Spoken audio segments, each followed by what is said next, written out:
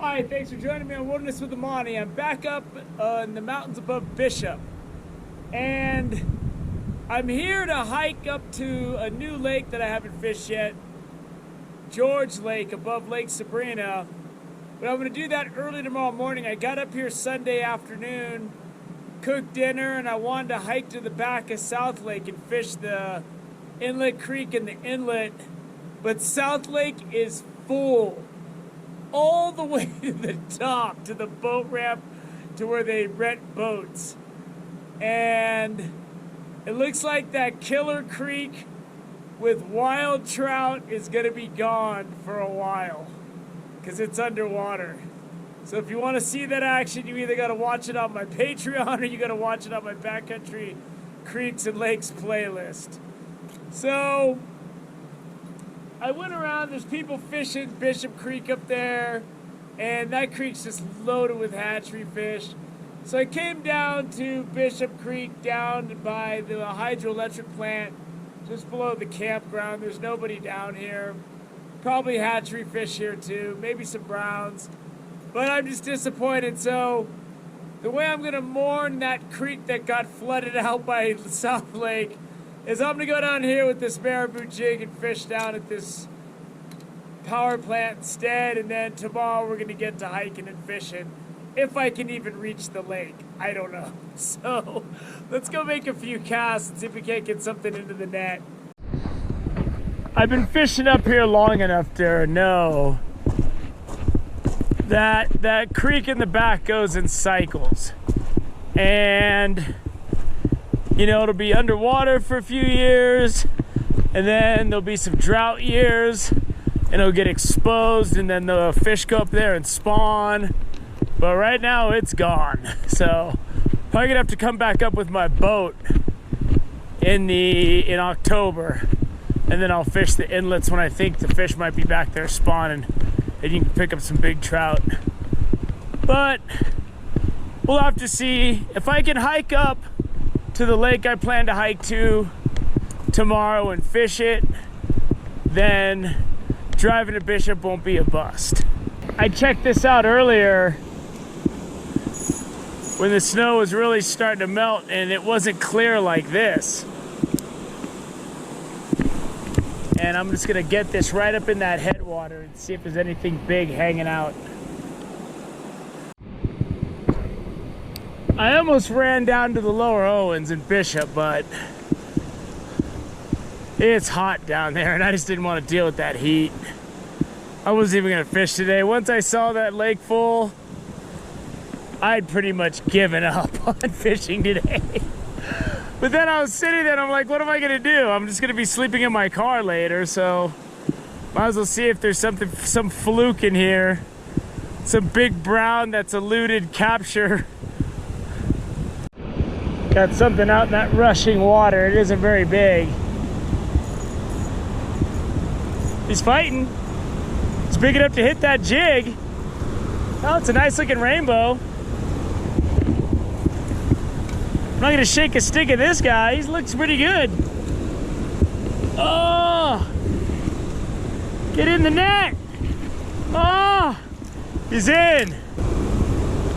It's a decent looking rainbow. He's got all his fins. Oh! Get him back in the water. So this is a really unnatural place to fish. You get the outtake coming hard in there, and then you got Bishop Creek coming hard down this way. So what I did is, and I got a couple hits doing this, I just didn't expect to get a fish that nice. I fired my jig way out into that white water, almost to where the water's spilling over. And then I'm just letting it sit. And I want it to rest in between where this water and this water are coming together. And that's my sweet spot. And then I'm just gonna jig it really slow with short pops in there. And that's how I hit that fish. I'm just having one small fish after another hit my jig and not be able to get it. So I threw this little spinner on. And the second I threw it out, I started getting hits. I got what feels like a little wild guy. And I put on a little spinner because I was getting so many hits with these smaller fish that put a little spinner on, and that way they can get it. Ah, there we go. There he is. These little spots. A colorful fella.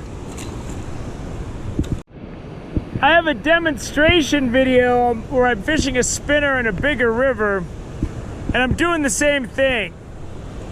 I'm throwing it out diagonally up, and then as soon as it goes, I stop reeling and let the current take it down and flutter. And then as soon as I started reeling it, when it got diagonal, he hit it. So he must have been following it. So I'm casting diagonal upstream, and then I'm just holding my rod tip high, and I'm letting it go down. I'm seeing a lot of risers now. I should have brought my fly rod down here, but I didn't want to unpack it.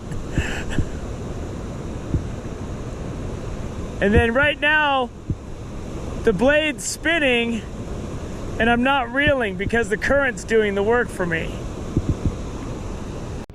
I got a little something up in that white water, and it all seems to be small wild fish, which is cool. They got all their fins, and these are just little browns. There we go. I don't really need the net, but I want to handle him as little as possible. There he is, just a little brown. When I'm fishing panther martins and stuff like this, I just make them all barbless. Even if I'm gonna keep fish, I keep the ones that I can keep, but by keeping it barbless, I don't damage the fish that I want to let go. And so that's the best thing for me, is just I file all the barbs off of all of my rapalas, all of my panthers, and then if I want to keep fish, if I can keep them on the hook, I keep them. But the most gratifying thing is to be able to let every fish go unharmed, if that's what I want to do. I'm gonna wrap it up. This spinner, this little panther martin, is spinning my line to death, and I need this line to cast light jigs. I'm gonna be fishing for brookies tomorrow up at Alpine Lake if I can reach it. But I got a couple of good looking fish. I mean, they were nice. You know, that first brown I caught was jumping as a little guy. That rainbow looked really nice. But it's not the creek at the back of South Lake. And that creek is gone for at least a couple of years probably. So if you want to see what that action looks like, go to my Backcountry Creeks and Lakes playlist. I have 1 or 2 clips for that inlet creek on there, back there. I'm catching some nice browns and rainbows and some brookies. And then I also have a clip or 2 of that on Wilderness with Amani Patreon. If you're a subscriber to that, if you want to scroll down, you can find some of that inlet creek. That was one of my favorite places to fish, and it's gone. So whatever I caught here wasn't gonna do it for me. I'm in mourning right now. So let's go get some sleep, and I got some serious hiking to do tomorrow. Thank you for joining me on Wilderness with Amani. Until next time.